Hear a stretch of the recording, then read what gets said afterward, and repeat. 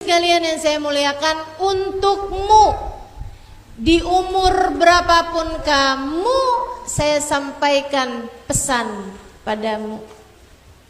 Semoga jadi bekal sampai buat mati dalam husnul khotimah. Semoga jadi bekal kehidupan sampai kita bawa di saat kematian.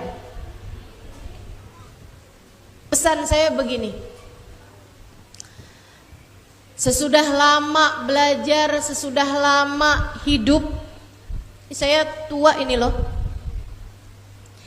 saya tahu bahwa ternyata hal terpenting yang diperlukan oleh seorang hamba itu ada dua. Hal terpenting yang saya perlukan dua hal. Kamu, hal terpenting yang kamu perlukan saat hidup di atas muka bumi ini dua. Demikian pula orang tuamu, anak-anakmu, semua umat Islam, bahkan seluruh makhluk, bahkan seluruh umat manusia, mau dia beriman maupun tidak beriman, yang dia perlukan dalam hidupnya di atas muka bumi ini ada dua hal. Yang pertama, rahmatnya Allah. Yang kedua, syafaat. Rahmat dan syafaat. Kita perlu dua-duanya. Rahmatnya Allah artinya kasih sayang Allah. Kita perlu buat disayang sama Allah. Bu, Kak, Dek, Nak, saya lihat anak-anak kecil yang paling kesian, yang paling melas, yang paling menyedihkan bukan yang hidup dalam kemiskinan.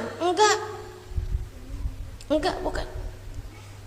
Saya lihat anak kecil yang paling kesian bukan yang kadang-kadang sakit, entaran lagi sehat, datang sakit lagi. Enggak.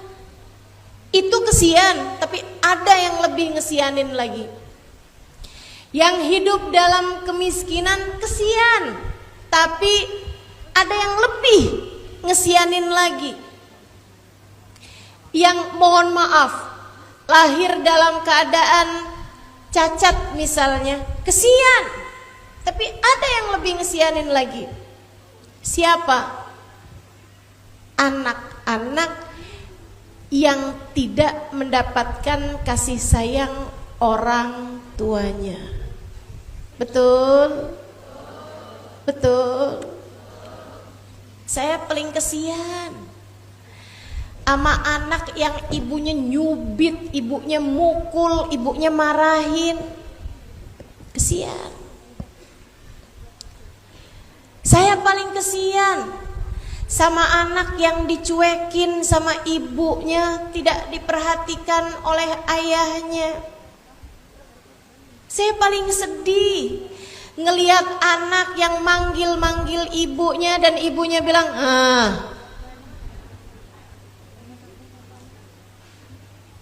paling kesian. Lihat anak yang tarik-tarik baju ibunya, kemudian ibunya menepis tangannya. Ya Allah, kesian. Dulu ada saat saya bikin daurah pesantren kilat buat anak-anak kecil, usia-usia SD, SMP. Ada satu anak, tiap datang waktu sholat dia nungguin saya keluar dari kamar. Tiap kali saya keluar dari kamar dia lari Kemudian dia bilang, kemudian dipegang tangan saya, digandeng tangan saya. Sampai nanti kalau udah saya deket sama musola, deket tempat sholat, dia lepas tangannya. Dari situ saya tahu dia pengen gandeng saya bukan karena pengen dilihat anak-anak yang lain bahwa dia deket sama saya, enggak. Karena begitu dekat sama teman-temannya dia lepas tangannya. Saya biarin karena saya kesian. Satu hari dia bilang begini sama saya, Ustazah nggak marah kan saya gandeng tangannya? Saya bilang, enggak dong nak, nggak marah, nggak apa-apa, silahkan aja. Dia bilang gini, nggak apa-apa ya Ustazah, saya gandeng tangan Ustazah karena ibu saya selalu saja melepaskan tangan saya,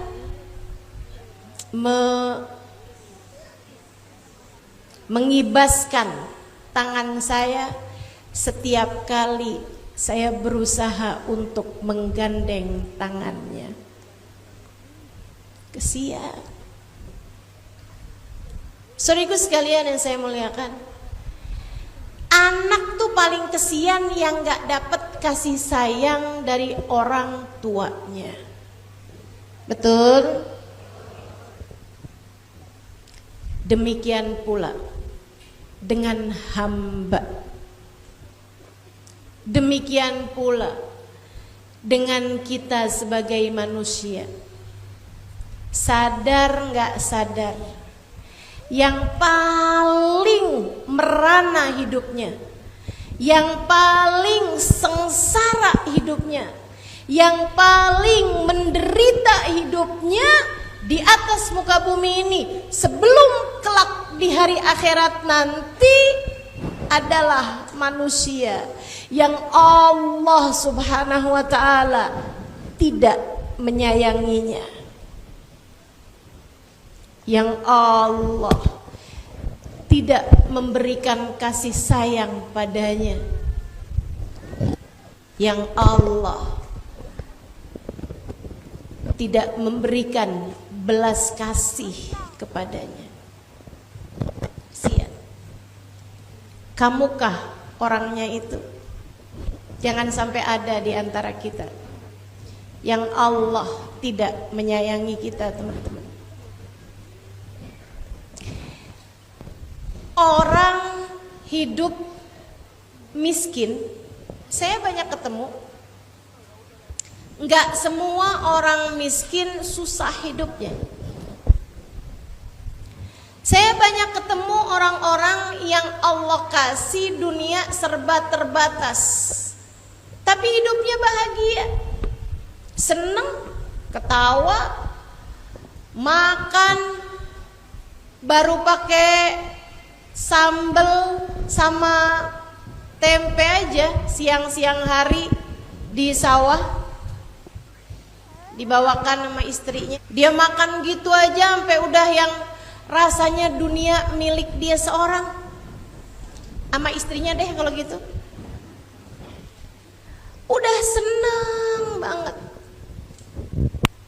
Karena memang urusan kesenangan, kebahagiaan itu nggak terkait sama berapa jumlah saldo di rekening bank seseorang, nggak tergantung sama berapa luas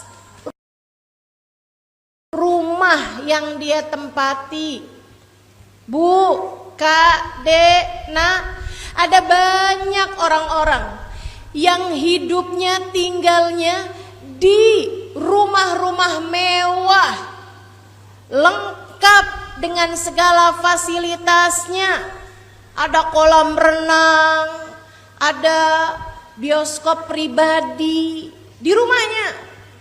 Akan tetapi mereka hidup dalam keadaan nelangsa hatinya. Ustazah, saya terkadang berusaha untuk bisa bertahan hidup. Saya bilang, kenapa memangnya? Kayak ngerasa hidup saya susah,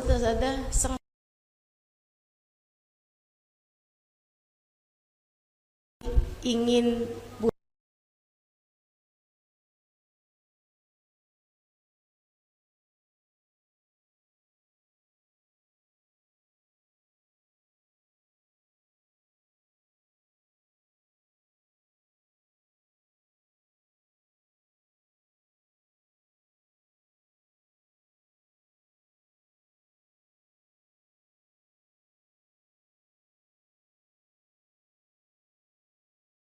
anak remaja kita nih, ABG nih, atau yang sudah masuk umur 20-an tahun, di pikirannya, saya seneng hidup kalau saya punya suami, kalau saya dapat jodoh. Padahal yang udah nikah, saya tanya nih ibu-ibu yang udah pada nikah, Bu,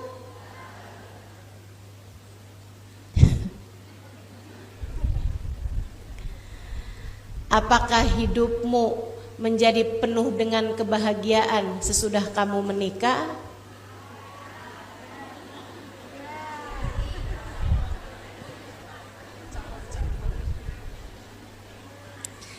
Senengan mana? Belum menikah atau sesudah menikah?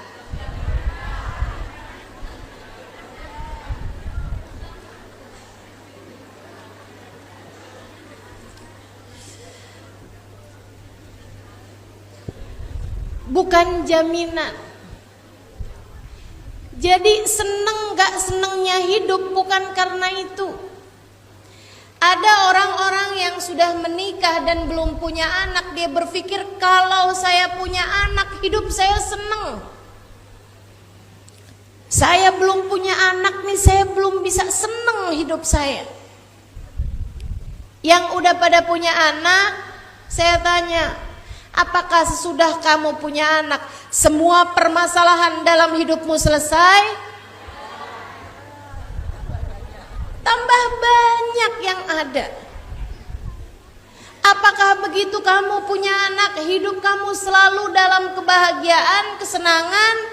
Enggak juga. Saudariku sekalian yang saya muliakan, hidup bukan tentang itu semua. Tapi hidup adalah tentang siapa di antara kita yang disayang sama Allah Subhanahu wa ta'ala. Hidup adalah tentang siapa di antara kita yang saat bangun dari tidurnya Allah memandangnya dengan cinta. Hidup adalah tentang siapa di antara kita yang melangkah, turun, naik, bergerak, makan, minum, sholat, sedekah, bertemu dengan siapapun, Allah Subhanahu wa ta'ala senantiasa memandangnya dengan penuh kasih sayang. Hidup adalah tentang rahmatnya Allah. Saya ada kenal Hubabah Zahra, ibunda dari guru kami Al-Habib Umar bin Hafidz. Saya ceritakan di buku Bidadari Bumi 2 yang saya tulis di masa pandemi. Kemarin karena ada waktu-waktu yang tidak memungkinkan untuk buat majelis di masa pandemi tahun 2020, saya memutuskan untuk menulis buku Bidadari Bumi yang kedua. Salah satu di antaranya saya tulis Hubabah Zahra. Cuman saya nggak tahu banyak mengenai beliau, saya pun kirim surat kepada cucu-cucu beliau, anak guru saya Habib Umar bin Hafidz, untuk menuliskan tentang biografi beliau atau kisah-kisah beliau. Subhanallah, beliau ini bukan hanya menuliskan kisah dari apa yang beliau tahu, Tapi beliau malah bertanya kepada bibi-bibinya, adik-adik atau kakak-kakak dari ayahandanya, untuk menceritakan kisahnya Hubabah Zahra yang memang waktu itu sudah meninggal dunia. Dikirimkanlah kepada saya, nah saya tulis kisah beliau itu di buku saya, salah satu dari 9 Bidadari Bumi yang saya tuliskan kisahnya di Bidadari Bumi yang kedua. Itu teman-teman, saya tiap kali jumpa Hubabah Zahra, saya melihat sesosok perempuan yang dirahmati Allah Subhanahu wa ta'ala.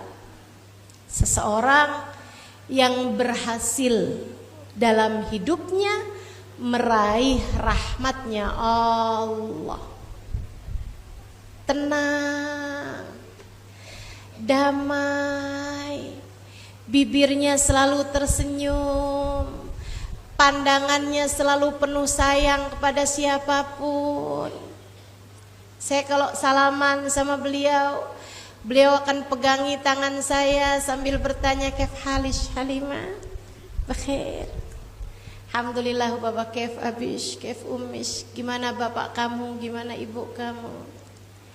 Senyumnya lebar, kayak orang paling bahagia di dunia gitu, orang paling seneng di dunia gitu, kayak orang yang paling menghargai kehidupan di dunia gitu. Saudariku sekalian yang saya muliakan, ketika saya mendengar cerita tentang beliau lebih banyak, saya pun ngerti bahwa yang dibutuhkan manusia hidup di atas muka bumi ini bukan harta, bukan kemudahan hidup, bukan hidup tanpa ujian, akan tetapi melulu rahmatnya Allah Subhanahu wa ta'ala. Beliau menikah di usia 15-an tahun. Saudara sekalian yang saya muliakan, dapat ayahandanya guru saya, yaitu Habib Muhammad bin Salim bin Hafid, seorang ulama, seorang ustadz, seorang yang ditunjuk sebagai imam masjid Al-Muhdar, sehingga rumahnya itu dibangunkan rumah yang sangat kecil sepetak. Di depannya, di areanya masjid, di sebelahnya Masjid Al-Muhdar. Rumahnya hanya terdiri dari ruang tamu kecil, ruang kamar kecil, dapur kecil, nggak ada barang-barang. Ibunda Habib Umar ini bahkan bercerita kepada anak-anaknya, "Dulu nak, Umi waktu kawin sama Abah itu dapat barangnya piring 3 biji, sendok beberapa biji, yang sendoknya bahkan sudah ada yang gompel. Sendoknya ya, bukan piringnya, sendoknya. Umi cuman punya 1 panci dan kita nggak punya barang-barang. Alhamdulillah, seneng banget, alhamdulillah." Sang anak ketika diceritakan balik bertanya, apa yang membuat ibunya bersyukur? "Bu, ini lagi cerita tentang kesengsaraan loh. Nggak punya barang apapun waktu nikah. Nggak ada tuh yang namanya sofa, tempat tidur, nggak ada. Mereka tidur beralaskan kain. Yang tinggal di negeri Arab, teman-teman saudara sekalian, kalau lagi musim panas 50 derajat Celcius. Kalau lagi musim dingin bisa sampai 11-12 derajat Celcius. Dinginnya dingin banget, panasnya panas banget, Mereka nggak punya, jangankan AC, kipas angin aja enggak. Tapi waktu cerita itu, beliau bercerita dengan penuh kebahagiaan. Beliau bahkan bercerita, abah kamu kan ngajar. Jadi kalau abah kamu ngajar tuh, ruang tamu penuh, sampai harus ke dapur-dapur, sampai kemudian kamar kami pun harus didudukin orang, sehingga saya harus naik ke atap. Kalau lagi musim panas 50 derajat Celcius, gak ada apa-apa di atas saya. Panas luar biasa. Umi ngapain di atas? Ya udah Umi zikir aja. Sambil Umi bilang, ya Allah makasih, suami saya di bawah menyampaikan ilmumu, suami saya di bawah berdakwah mengikuti jalan nabimu. Ya Allah, karena yang hadir saya gak dapet tempat untuk bisa bernaung, ya Allah, jadikanlah apa yang saya lakukan menjadi berkah bagi saya. Jangan halangkan saya dari pahala yang kau berikan kepada suami saya dan yang belajar bersama dengannya. Gitu. Pikir di atas kepanasan 50 derajat Celcius. Tapi penuh syukur, tapi penuh rasa bahagia. Kenapa gitu? Karena beliau dirahmati Allah. Peraih rahmatnya Allah. Anaknya nanya, Mi, Umi hidup dalam kemiskinan, Umi hidup dalam kesusahan secara duniawi, kenapa Umi ceritanya kayak seneng banget? Apakah karena ya kan udah berlalu nak, jadi sekarang si Umi seneng, waktu jalaninnya si Umi ya sedih, Umi ya nangis, Umi ya enggak. Beliau juga nggak bilang, misalnya gitu ya Umi sih sekarang seneng nak, karena bagaimanapun kan pahalanya besar, misalnya gitu. Enggak juga teman-teman. Beliau memang mensyukuri hal tersebut. Ketika ditanya kenapa Umi mensyukurinya, dengan bibir yang tersenyum lebar dan mata berbinar-binar, beliau mengatakan, sebab nak, Umi berarti hidupnya sudah dimiripkan Allah sama hidupnya Sayyidah Fatimah, sama hidupnya Nabi Muhammad, yang beliau hidup dalam keadaan serba kesulitan secara duniawinya. Alhamdulillah, makasih ya Allah, telah kau miripkan hidup saya dengan kehidupan orang-orang mulia. Tuh hamba kalau dirahmati Allah bisa begitu. Nggak kayak kita kadang yang dikasih susah sedikit udah ngerasanya paling merana di dunia. Gerah sedikit udah kipas-kipasan nggak berhenti, sambil ngeliatin jam bolak-balik. Ustaz kapan ya selesainya ya? Begitu. Nyesel nih hadir di majelis, nyesel nih. Mana belum sarapan? Ada yang begitu? Nggak ada yang nyesel apa nggak ada yang belum sarapan? Nggak ada yang nyesel. Insyaallah. Ubaba Zahra. Wajah tersenyum senantiasa. memberi kasih sayang kepada siapapun padahal hidupnya penuh dengan ujian. Di saat anak masih kecil-kecil, saudariku sekalian, suaminya Habib Muhammad bin Salim bin Hafid diculik sama kaum Syuyu'i, kaum komunis yang membunuh-bunuhi para ulama. Sampai dengan saat beliau meninggal dunia masih belum ketahuan kuburan suaminya adanya di mana. Kayak apa susahnya tuh. Tapi hidupnya penuh dengan kebahagiaan, senyumnya nggak hilang. Ya Allah, ya Allah. Melihat kehidupan beliau, saya tahu persis yang dibutuhkan dalam kehidupan kita di atas muka bumi ini bukan tidak ada masalah, tidak ada kemiskinan, tidak ada kesulitan, tidak ada kesakitan.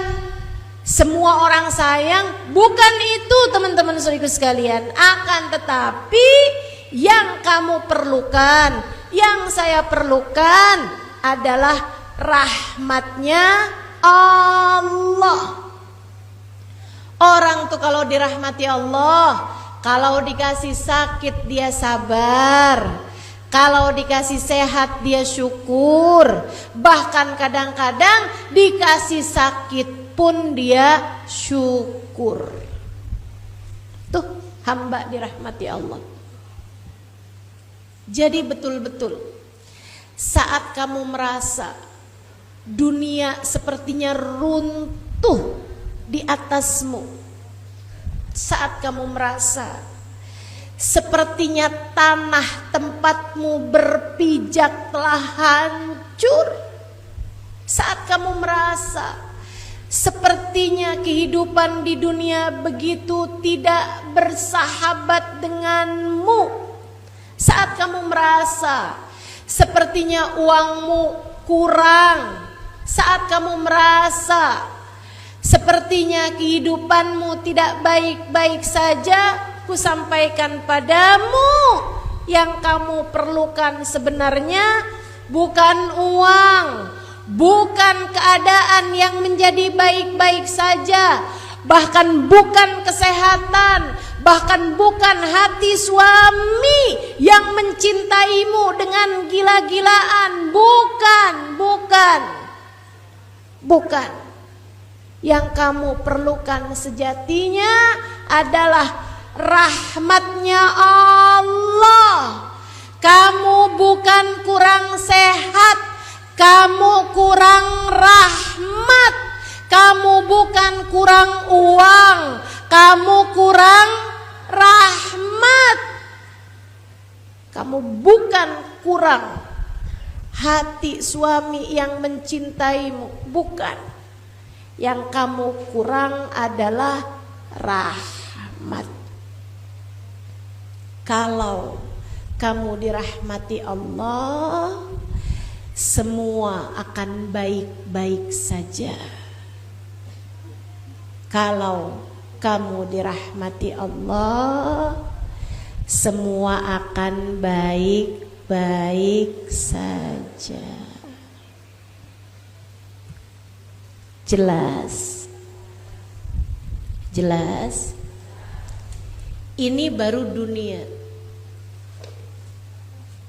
Belum lagi saat ajal datang menjemputmu. Memangnya kamu pikir kalau kamu datang kematian, kamu pikir kalau duit kamu banyak bisa nyogok malaikat Israel? Enggak. Malaikat tolong ya, pelan-pelan aja nyabut nyawa saya. 200 juta mau? Bisa begitu? Enggak bisa. Malaikat tolong ya pelan-pelan. Saya punya suami yang sangat mencintai saya, setia kepada saya, tidak pernah berpaling hati pada saya. Jadi kamu nyabut nyawa saya pelan-pelan ya, kayak suami saya. Bisa begitu? Nggak bisa. Keadaan hidupmu mau seperti apa? Kamu mau kaya raya, kamu mau pejabat, kamu punya segalanya, kamu mau punya ilmu sangat banyak, bahkan kamu hafal Al-Quran misalnya, bahkan kamu hafal ribuan hadisnya Nabi Muhammad misalnya, nggak akan ngaruh teman-teman saudariku sekalian saat ajal datang menjemput. Manusia hanya tinggal terbagi menjadi dua kelompok orang. Apakah kamu dirahmati Allah ataukah kamu dimurka oleh Allah? Itu aja. Makanya jangan berani mati sebelum kamu dapat rahmatnya Allah. Kamu mati sementara hidup kamu sepanjang hidup ngontrak terus-terusan, nggak apa-apa. Kamu mati sementara seumur hidup kamu nggak pernah punya handphone yang bagusan, nggak apa-apa. Kamu mati sementara belum pernah ada seorang laki-laki yang mencintaimu dengan tulus, nggak apa-apa. Kamu mati belum pernah punya anak, nggak apa-apa. Yang masalah kalau kamu meninggal dunia sedangkan Allah murka kepadamu. Yang masalah kalau kamu sampai mati sementara Allah tidak menyayangimu saat itu. Yang masalah kalau kamu meninggal dunia sedangkan kamu tidak membawa rahmatnya Allah. Itu masalah. Sebab kalau kamu mati, kamu tidak datang kecuali kepada Allah. Saya ulangi, dengarkan pakai hatimu, Bu. Saya ulangi, dengarkan pakai hatimu, Dek. Karena ajal gak ada yang tahu. Bisa jadi kamu meninggal duluan daripada orang tuamu. Kusampaikan padamu, Kak, Dek, Nak, Bu, Nek, kusampaikan padamu bahwasanya di saat kamu mati, kamu tidak datang selain kepada Allah. Kalau Allah menutupkan pintu rahmatnya darimu, kemana kamu akan pergi? Kalau Allah mengusirmu dari pintu rahmatnya, pintu mana yang akan kamu tuju?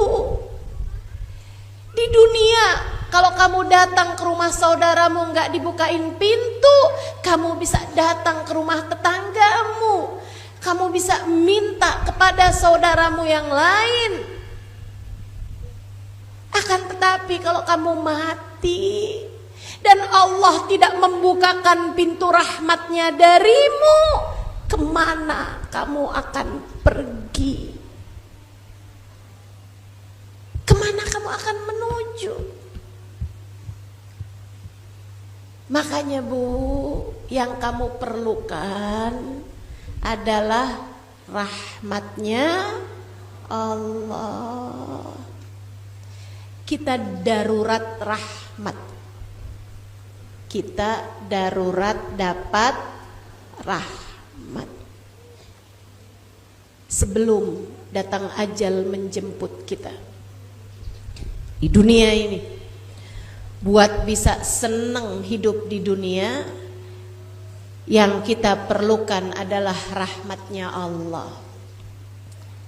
Biar bisa senang saat ajal datang menjemput, yang kita perlukan adalah rahmatnya Allah.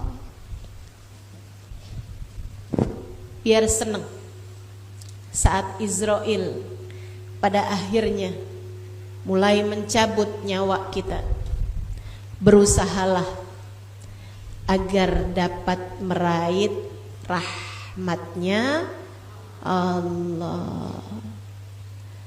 Semoga Allah merahmati kita semuanya insya Allah. Amin. Semoga Allah merahmati kita semuanya insya Allah. Amin. Semoga Allah merahmati kita semuanya insya Allah. Amin. Yang kedua, selain rahmat, kita perlu sama syafaat. Siapa yang punya syafaat? Kullu abdin amana billah. Semua orang yang beriman kepada Allah, mati bawa iman kepada Allah, dia berkemungkinan memberi syafaat kepada satu orang hambanya Allah. Jadi semua orang-orang baik bisa mungkin buat ngebantuin kita di akhirat.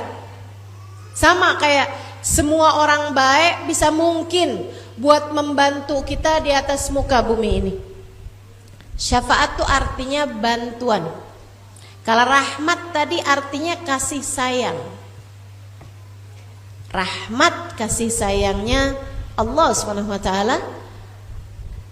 Kalau syafaat adalah bantuan. Nah, kalau bantuan atau pertolongan itu teman-teman saudaraku sekalian banyak yang punya. Semua orang beriman punya syafaat. Semakin tinggi derajatnya, semakin banyak syafaatnya. Para ulama bisa memberikan syafaat kepada kita. Termasuk juga yang lebih daripada para ulama, para aulia, para kekasih-kekasih Allah Subhanahu wa taala. Mereka punya banyak syafaat kepada orang-orang yang mencintainya. Dulu Sayyidil Syekh Abdul Qadir Al-Jailani syafaatnya banyak. Meskipun memang kalau masa hidup seringnya disebut bukan syafaat melainkan karomat, keramat gitu ya orang sebutnya. Maka di Jakarta tuh ada keramat luar batang, ada keramat kuitang, di Bogor ada keramat empang, di Pekalongan juga tentu ada keramat juga makamnya Habib gitu kan ya, Ahmad Al-Attas, di banyak-banyak tempat, termasuk keramatnya Wali Songo, kan begitu? Sedikit sekalian saya muliakan, Syekh Abdul Qadir Al-Jailani, ada muridnya datang pada beliau, Syekh doakan saya akan jalan dagang, jalan niaga, mau bisnis, mau berangkat bisnis, doakan biar semuanya lancar, semuanya berkah. Dia ini muridnya Syekh Abdul Qadir Jailani, sekaligus orang yang sangat dermawan, bantuin urusan-urusannya Syekh Abdul Qadir Jailani nggak perhitungan. Syekh Abdul Qadir Jailani doain lancar-lancar Pak, insya Allah. Berangkat pulang selamat semua insya Allah. Makasih Syekh. Berangkat dagang. Satu hari Syekh Abdul Qadir Jailani lagi ngajar, lagi majelis bersama dengan murid-muridnya di luar ruangan. Maksudnya kayak majelis gitu ya. Kayak kita nih sekarang nih. Kita ada di ruangan gitu kan. Ini di luar ruangan. Tiba-tiba aja Syekh Abdul Qadir Jailani asalnya lagi baca kitab gitu, didengerin sama murid-muridnya, beliau lagi enak ngupas kitab. Tiba-tiba aja beliau berdiri. Kemudian beliau ambil sendalnya, yang kala itu sendalnya dari kayu. Orang dulu tuh kan kalau kamar mandi apa tuh ada namanya bakyak. Beliau ambil sendalnya dari kayu tersebut, kemudian beliau lemparkan ke arah atas, ke udara gitu, dilempar sama beliau. Udah satu yang kanan dilempar, beliau lihat-lihat lagi, kemudian diambil lagi yang kiri, dilempar lagi sama beliau. Habis itu beliau lanjut baca lagi kitabnya, dilanjutkan. Murid-muridnya tinggal yang kenapa nih? Mereka nggak tahu apa yang terjadi sampai ketika si pedagang tadi ini, muridnya Syekh Abdul Qadir Jailani, datang dari dagangannya. Ceritalah dia. Dia bilang, saya tuh dagang untung besar. Alhamdulillah bisnis kita nih sukses. Untung besar-besaran. Dia bilang sampai kafilah dagang ini pulang. Di tengah jalan kami dirampok. Barang-barang hasil dagangan nih semuanya diturun-turunin sama para perampok. Sementara karyawan-karyawan, orang-orangnya, anak buahnya pedagang ini semuanya diikat tangannya, diikat di pohon-pohon semuanya gitu kan. Termasuk dirinya dia sendiri, si pedagang ini. Dan barang-barangnya diturunkan semua dari kafilah dagang mereka ini. Dia bilang, saya udah pasrah aja, udah gak bisa lagi bikin apa-apa. Tapi tiba-tiba ada sendal datang ngeplakin kepalanya. Ada datang sendal satu ngeplakin kepalanya perampok. Kemudian datang sendal yang satu lagi ngeplakin sisa-sisanya yang lain. Semuanya jatuh dalam keadaan pingsan. Dia pun mengatakan, kami pun segera berdiri menyelamatkan diri. Kami angkut lagi barang-barang kami, dan kami pun selamat datang sampai ke sini.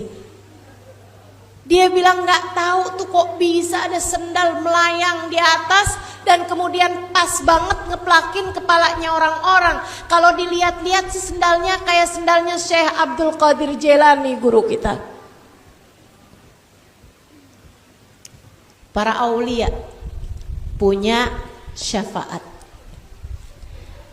Para aulia, orang-orang mulia di sisi Allah, punya syafaat. Hidup ataupun sesudah kematian. Makanya memang kita nih dalam hidup, selain perlu rahmatnya Allah, perlu punya sambungan hati dan cinta kepada orang-orang yang mulia. Biar hidup kita jadi baik-baik saja. Insya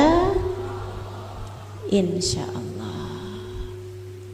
Ustazah, memangnya orang kayak begituan itu masih ada, Ustazah? Masih.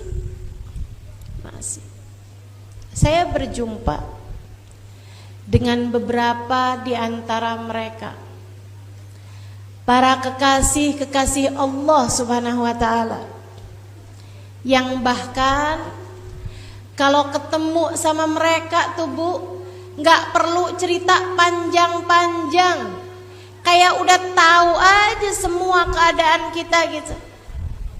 Begitu ngelihat muka kita lagi susah, udah langsung tangannya bilang, gak apa-apa Halimah, gak apa-apa nak, insya Allah semuanya akan baik-baik aja. Luar biasa para kekasih-kekasih Allah Subhanahu wa ta'ala, hamba-hamba tercinta di sisi Allah Subhanahu wa ta'ala. Mereka begitu mustajab doanya, mereka begitu hidup jiwanya, sehingga akhirnya kalau saya ngelihatnya mereka dirahmati Allah, sehingga akhirnya rahmat yang turun pada mereka itu terlalu banyak, sehingga bisa luber dan bisa bagi-bagi kepada yang lainnya. Mudah-mudahan kita tidak terhalang dari keberkahannya para wali-walinya Allah Subhanahu wa ta'ala, insya Allah. Amin ya rabbal alamin. Ada orang-orang yang pada bilang, ini nih orang-orang NU mereka sebutnya, suka ngada-ngada aja, keramat-keramat, berkat-berkat, karomah-karomah, nggak ada. Ziarah ke makam para wali-wali, ngapain? Itu syirik, itu bid'ah. Padahal teman-teman saudaraku sekalian, keramat-keramatnya para wali itu bahkan sudah Allah Subhanahu wa taala berikan dari zaman dulu. Sayyidah Maryam, di tempat beliau ibadah ada buah-buah dari surga. Sayyidah Maryam bukan nabi, karena nggak ada perempuan jadi nabi. Allah ceritain, kullama dakhala Zakaria alaihal mihrab falamma dakhala Zakaria alaihal mihrab wajada indaha rizqa. Tiap kali Nabi Zakaria melihat Sayyidah Maryam di tempat mihrabnya, tempat ibadahnya, ada rezeki di situ, ada buah-buahan, bahkan bukan pada musimnya. Ya Maryam, anna laki hada? Wahai Maryam, dari mana kamu dapetin buah-buahan ini? Qalat huwa min indillah, innallaha yarzuqu man yasha'u bighairi hisab. Kata Sayyidah Maryam, saya lagi kepengen buah melon, jadi saya bilang, ya Allah pengen melon. Habis selesai sholat, saya dapetin ada buah melon di situ, buah dari surga. Cirinya buah dari surga nggak pernah layu, nggak pernah busuk. Makanya jangan ngaku-ngaku buah dari surga. Kalau 3 hari kemudian udah layu buahnya, udah busuk ya.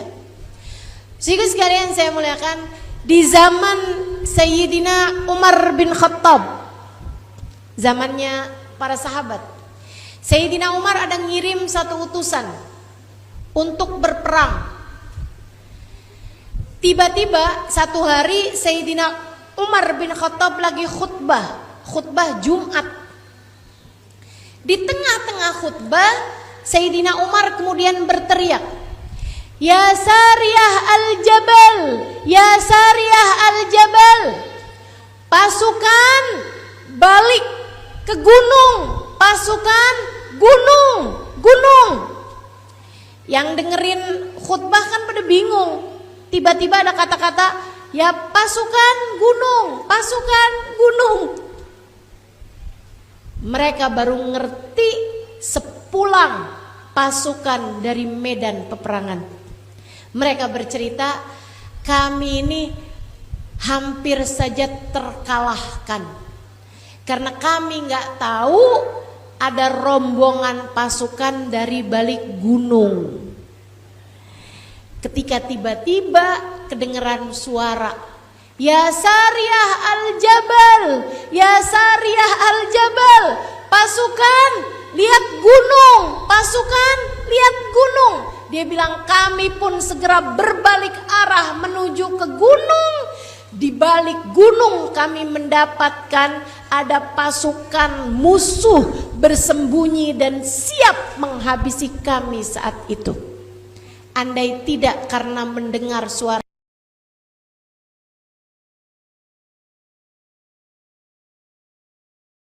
kita semuanya pasti akan kalah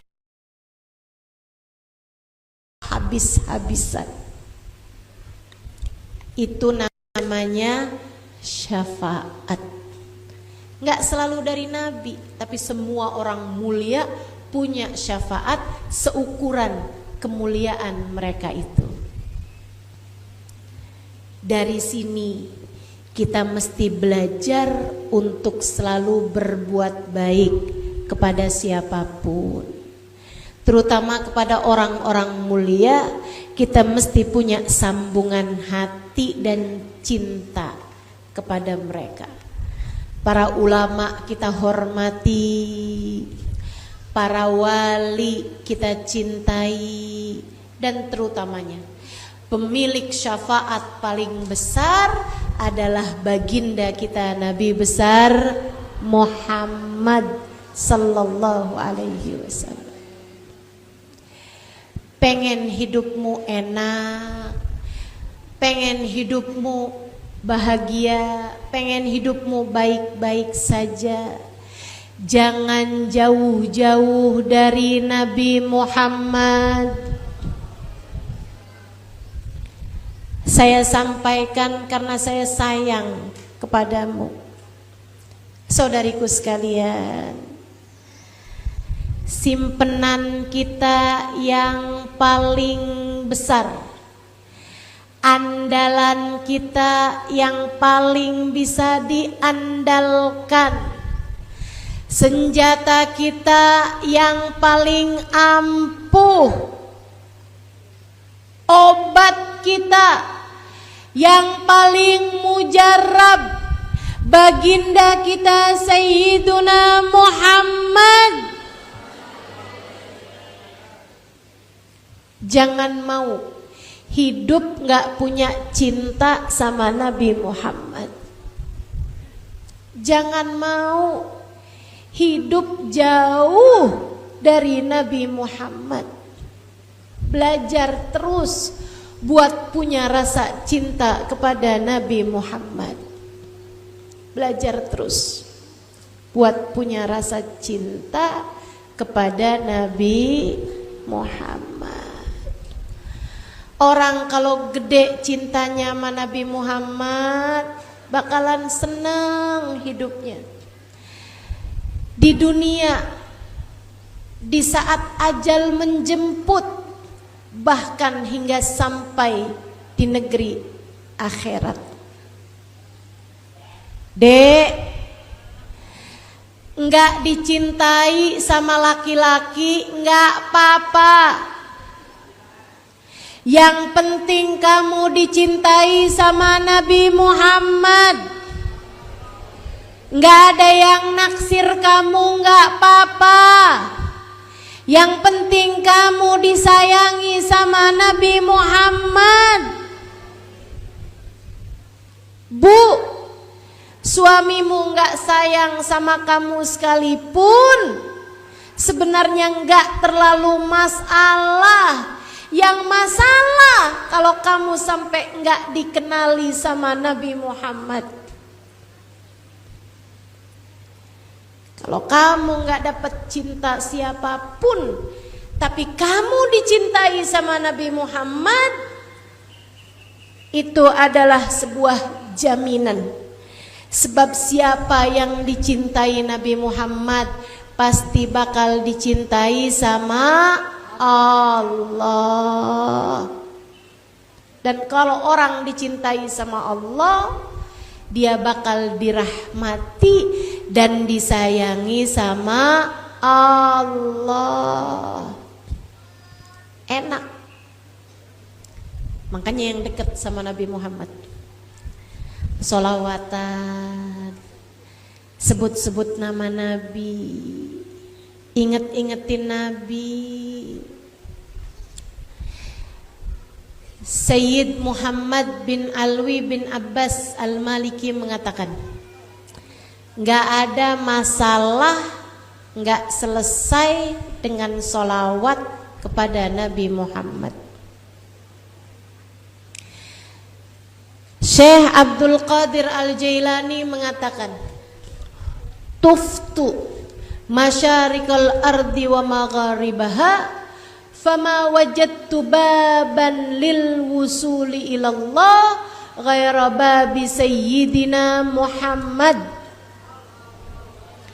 Saya udah keliling penjuru langit dan bumi, tidak saya dapati pintu untuk sampai kepada Allah, sampai kepada rahmatnya Allah selain lewat pintunya Nabi Muhammad.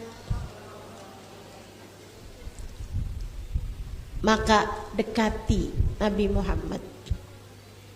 Belajar buat punya rasa cinta kepada Nabi Muhammad.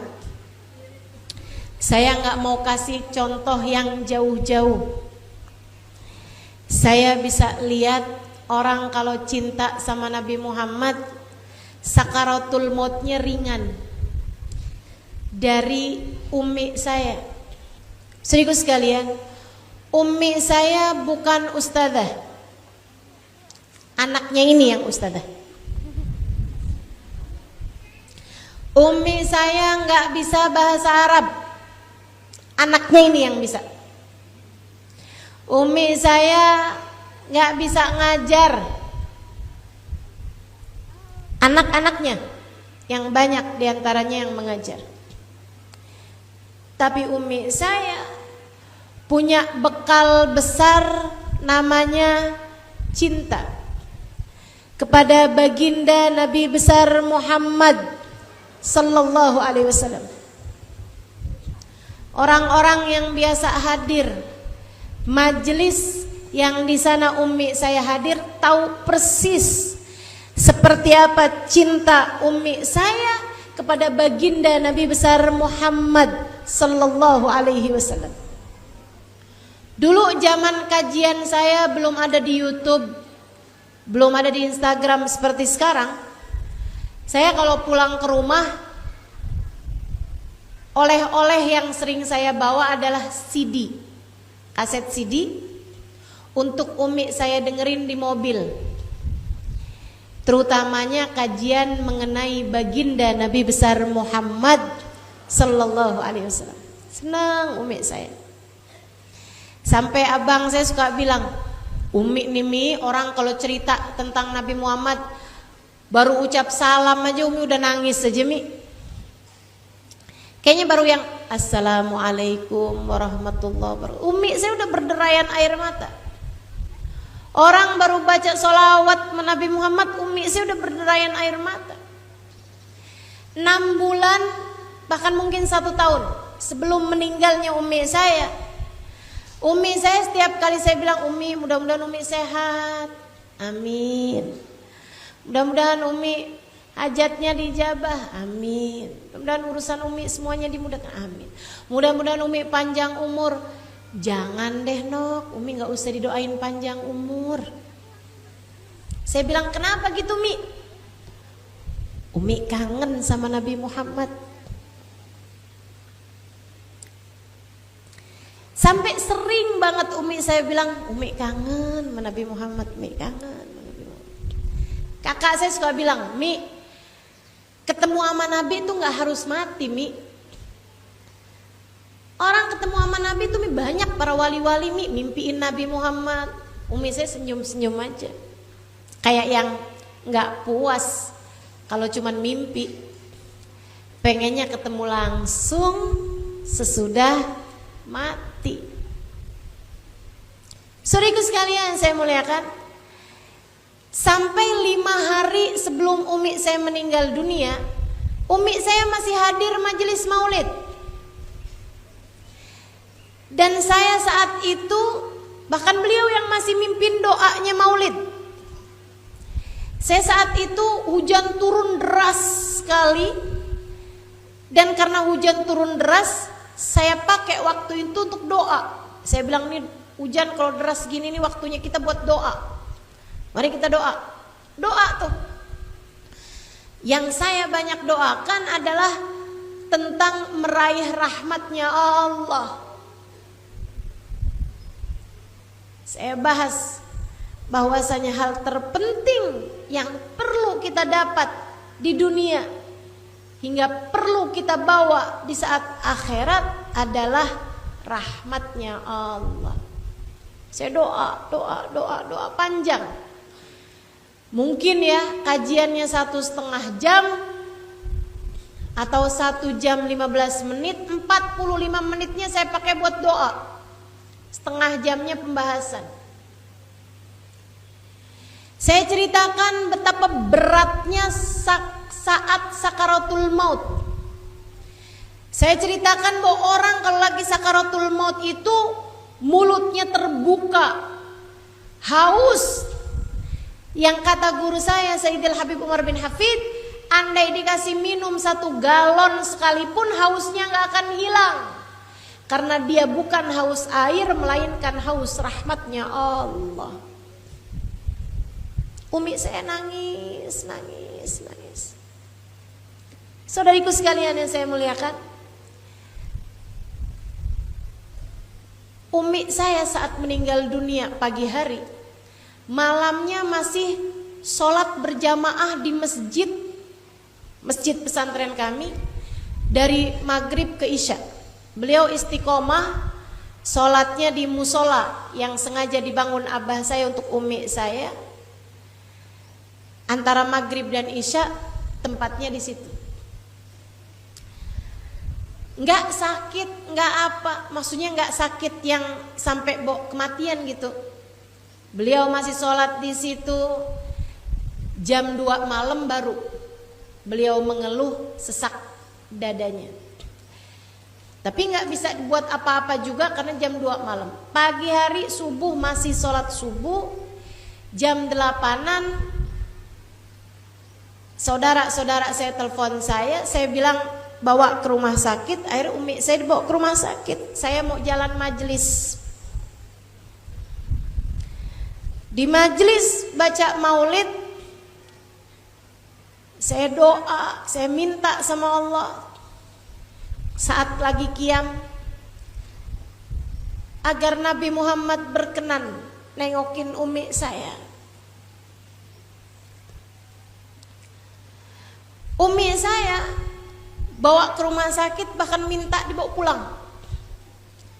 Tanya sama adek saya, umi minta pulang mulu mi, mau ngapain umi di rumah? Udah di sini aja, ada dokter, ada apa-apa gampang, bisa dikasih obat.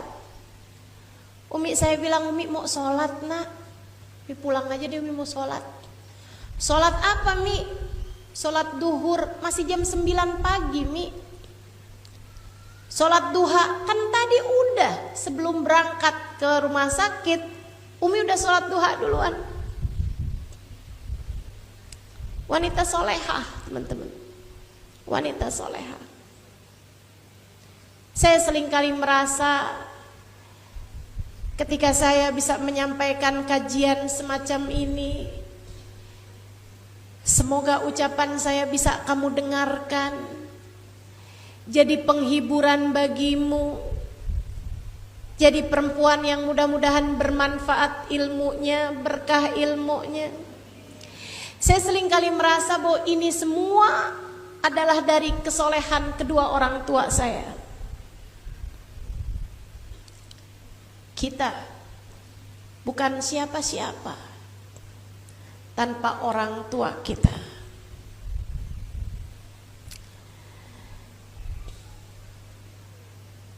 Nggak lama kemudian beliau bahkan nyuruh abah saya buat pulang. Udah pulang aja, nanti saya nyusul, kata umi saya.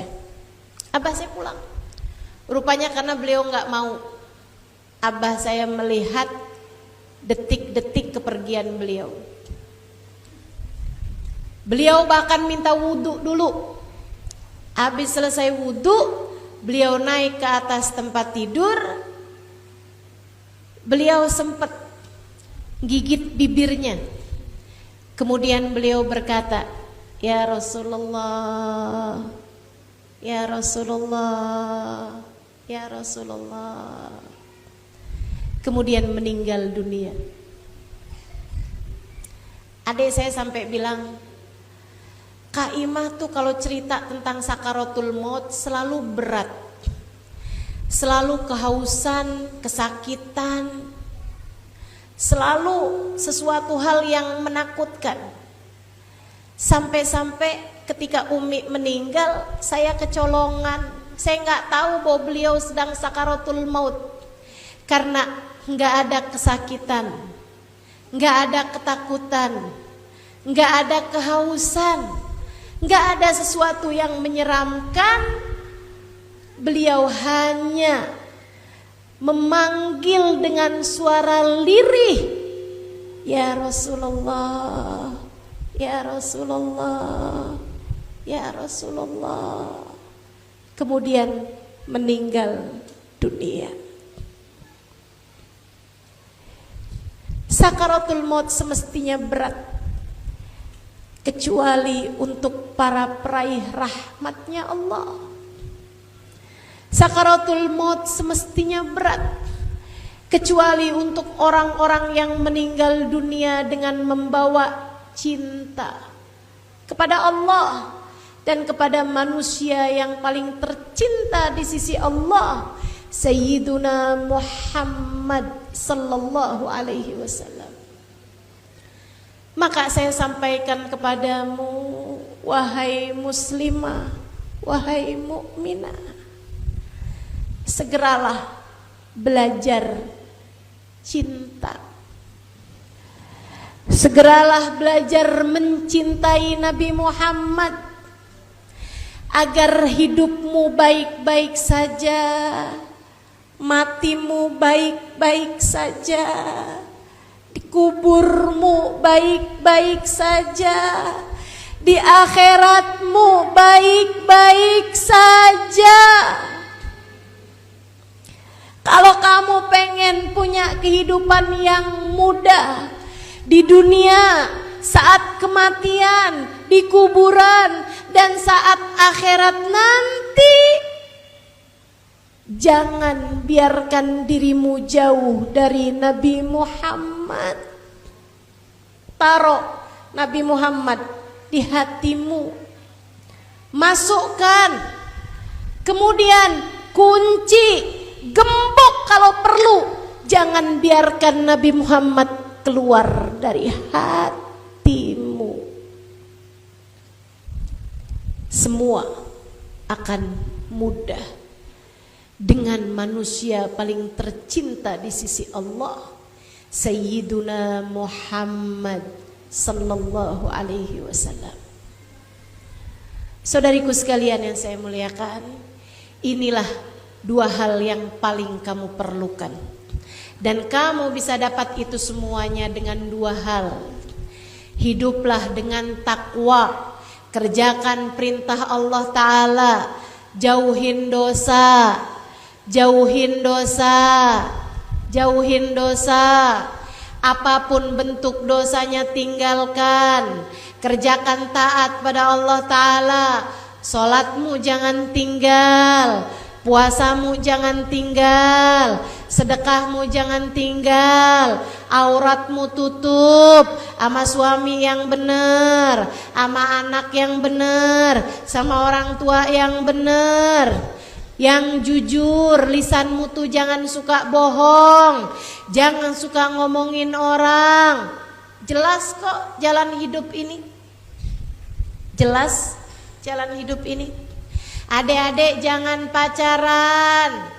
Tapi ibu-ibu juga jangan pacaran.